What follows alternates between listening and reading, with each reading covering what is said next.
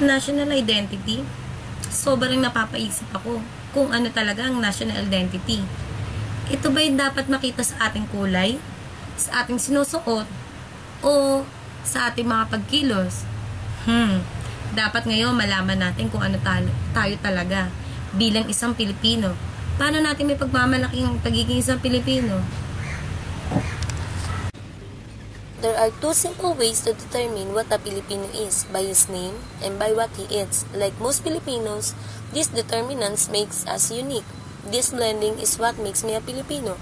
I'm proud to be a Filipino because no matter how bad things get, we always seem to find something positive or something to smile about to keep ourselves going.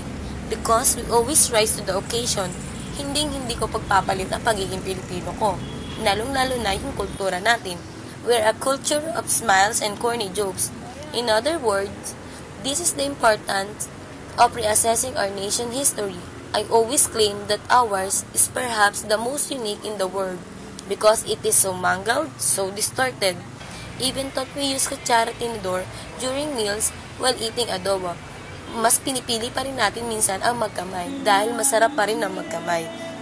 Kahit na sinasabi ng iba na uncultured tayo. Bakit ba? It's a Filipino tradition, di ba? Lalo na ang tuyo or any gisado dishes.